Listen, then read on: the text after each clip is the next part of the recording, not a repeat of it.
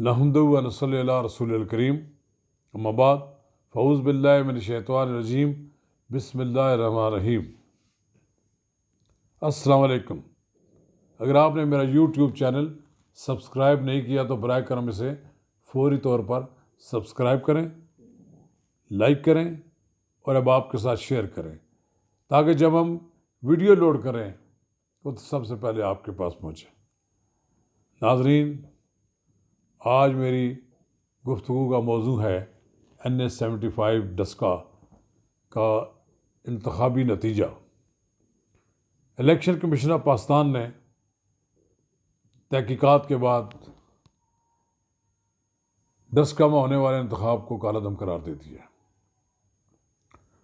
और 18 मार्च को पूरे हल्के में रीपोलिंग का हुक्म दे दिया है। पाकिस्तान मुस्लिम लीग नून का ये मुतालबा था कि 22 हल्कों में इंतखाब ज़िमनी दोबारा इंतखाब ना कराया जाए, बल्कि पूरे के पूरे हल्के में कराया जाए। जबकि PTI की ये ख्वाहिश थी कि उसके 20 अगवा किए गए प्रिजाइडिंग अफसर के तैयार करदा नताइज के मुताबिक नतीजे का ऐलान कर दिया जाए। लेकिन साबित हो गया कि नई किस्म की जो धांधली की गई है उसको वो बेनकाब हो गई। इलेक्शन कमीशन ऑफ पाकिस्तान के उन तमाम अरकान को हम सलाम करते हैं कि जिन्होंने जुर्रत के साथ मुकाबला किया और एक फ़ैसला दिया, किसी दबाव के तहत नहीं बल्कि खुलकर एक फ़ैसला दिया कि ये इलेक्शन जो था ये धांधली का शिकार था और अब उसकी सज़ा PTI को ये भुगतनी पड़ेगी कि 18 तारीख को दोबारा इलेक्शन होगा। PTI जा रही है सुप्रीम कोर्ट में इस फैसले के ख़िलाफ़, लेकिन मुझे लगता है कि वहाँ से भी मायूस होंगे, क्योंकि ये एक ऐसा फ़ैसला है जिससे इलेक्शन कमीशन ऑफ पाकिस्तान की इज़्ज़त और तौक़ीर में इजाफा हुआ है। मैं मुबारकबाद देता हूँ chief election commissioner Sikandar Sultan Raja को कि जिनकी सरबराही में इलेक्शन कमीशन ने एक बड़ा फ़ैसला दिया। राजा सिकंदर सुल्तान ने एक जुर्मंदाना फ़ैसला करके उन्होंने इलेक्शन कमीशन की इज़्ज़त और तौक़ीर बढ़ाई। फिर ये बात भी है कि उन्होंने कोई दबाव कबूल नहीं किया। उन्हें मालूम है, बनज़रे गैर सब कुछ मालूम है हर आदमी को कि इस इलेक्शन में धांधली हुई है और उसमें अब की बार में पंजाब की पुलिस का वो लोग इस्तेमाल किए गए जिनको स्पेशल ब्रांच भी कहा जाता है। वहाँ से लोगों को अगवा किया गया, ले जाया गया, पहले से तय था। 86% तक वोट डाल दिए गए, हालांकि 33-34% वोट डले। मैं समझता हूँ कि पाकिस्तान की इंतखाबी तारीख़ में यह अनोखा वाक़या था। एक वाक़या तो 25 जुलाई सन 2018 को हुआ, जब RTS सो गया, जब तमाम अफसरान भी सो गए, इलेक्शन रिज़ल्ट उठा के लोग अपने साथ ले गए, फिर 3 दिन तक रद्द-बदल करने में लगे और फिर तकरीबन 156-157 सीटें बनाकर दे दी गई जो PTI को। लेकिन PTI को 172 नशस्तें नहीं मिली, न उन्होंने दी, और सिर्फ इतनी नशस्तें दी कि वो दूसरी जमातों के बिसाखियों पर अपनी हुकूमत कायम कर लें। अब ये जो वाक़या हुआ है NH-75 का, ये एक्चुअली एक रेफरेंडम है। 3 नशस्तें तो वैसे अपोजिशन जीत चुकी है, उससे पहले भी जो 3 नशस्तें थे वो भी जीत गए थे।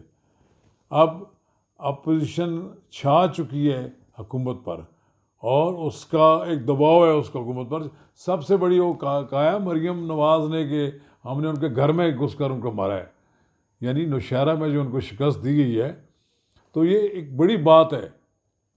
ये बाकी तो 2 सीटें तो पंजाब में, चलो मुस्लिम लीग नून का तो वहाँ एक बड़ा मोराल बुलंद है लोगों का, लोग उनके साथ हैं, पूरा पंजाब उनके साथ खड़ा है, तो ये तो चलो कहा जा सकता है कि वहाँ उनको जीतना मुश्किल है।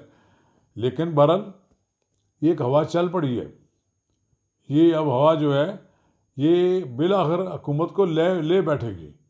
हुकूमत को फ्री एंड फेयर इलेक्शन की राह में रुकावट नहीं बनना चाहिए, वरना फिर गैर जमहूरी कुव्वतों को मुदाखलत का मौका मिलता है। आप सब साफ शफाफ इंतखाबात की बात करते हैं, एक नारा भी है साफ चली शफाफ चली, ये कहाँ गया नारा?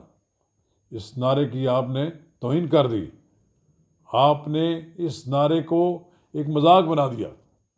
आपको चाहिए कि आप फ्री एंड फेयर इलेक्शन होते हार जाते, अपना हार को आप मानते तो आपकी इज़्ज़त और तौकीर में इजाफा होता। जनाब वज़ीर आज़म, मेरा मशवरा ये है कि फ्री एंड फेयर इलेक्शन के ज़रिए आप दोबारा आवाम के साथ तरजूह करें। आपने 2.5-3 साल हुकूमत कर ली, बहुत कर ली। आपकी हुकूमत के बारे में मैं नहीं कहता, सारी दुनिया कहती है आपकी हुकूमत एक नाकाम हुकूमत है। आपने अवाम में कोई डिलीवर नहीं कर सके। उसकी बुनियादी वजह यह है कि आपके पास अनाड़ियों की एक ऐसी टीम थी जिसने अपनी लूट मार में तो तरह तवज्जो दी, लेकिन अवाम के मसाइल हल करने की तरफ उन्होंने तवज्जो नहीं दी। मासवाए इसके अलावा कि सुबह उठते हैं, शाम उठ बैठते हैं, हर वक्त अपोजिशन को गालियाँ देते हैं और फिर उसके जवाब में एक गाली देते हैं, 4 गालियाँ सुनते हैं, 8 गालियाँ सुनते हैं, आपको गालियाँ दिलवाते हैं। असल में तो होना चाहिए कि आप अपनी तवज्जो, अपनी टीम आपकी डिलीवरी की तरफ देते, लेकिन माफ़ कीजिएगा, आपकी पार्टी, आपकी वज़रा, आपके जो करता धरता है उस मासवाइस के अलावा कि उनका पूरा एजेंडा है कि नवाज शरीफ, शहबाज शरीफ, हमजा शहबाज, ख्वाजा आसिफ, एहसन इकबाल, शाहिद खान अब्बासी, फिर सैयद खुर्शीद शाह, ये सब लोगों को आप जेल में डालकर और आप मज़े कर रहे होंगे। हम समझे हमने सारे लोगों से एहतसाब ले लिया। हमजा शहबाज बिलाखिर 2.25 साल के बाद ज़मानत पर आई है ना, उन्होंने अपने वक्त की कैद काट ली है। फिर जो लोग बच गए हैं अभी इस वक्त नैब से, किसी वजह से उन्हें बचा लिया गया है, उनके पीछे भी एक दिन नैब आएगी। ये नैब वाले ना हो, कोई अगले नैब वाले जो आएंगे वो करेंगे। ये खेल ख़त्म होना चाहिए।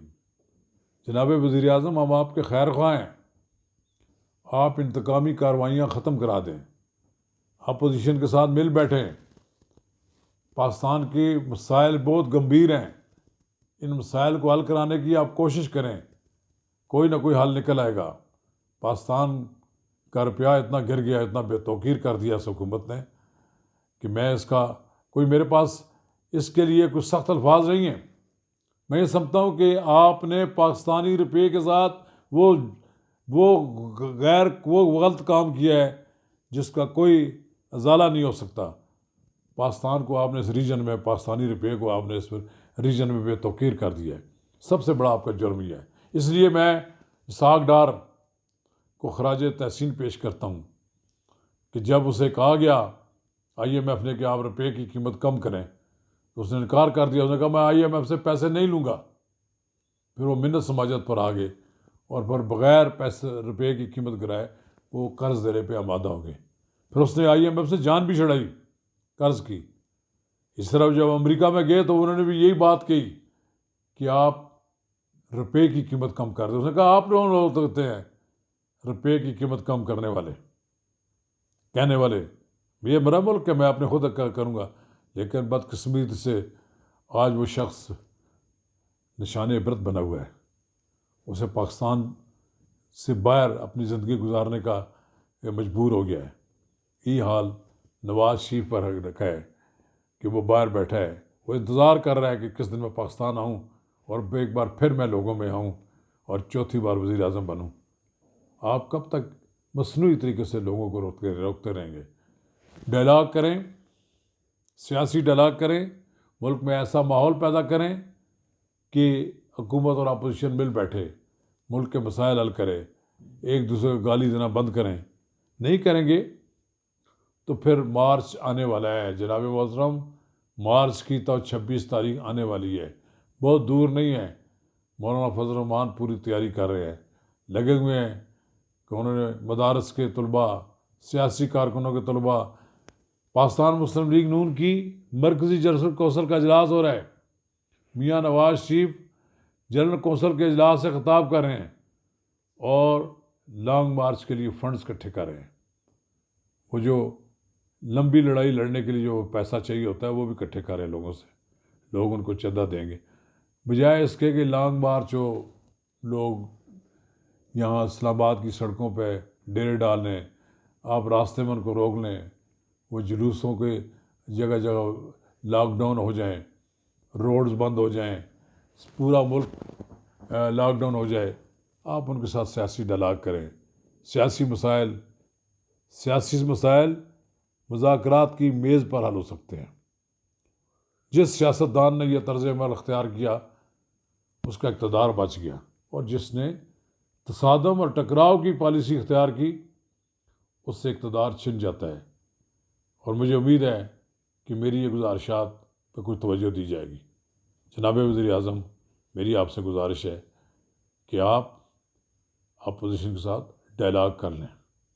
डायलॉग नहीं करेंगे तो फिर तबाही बर्बादी के लिए तैयार हो जाएं। शुक्रिया।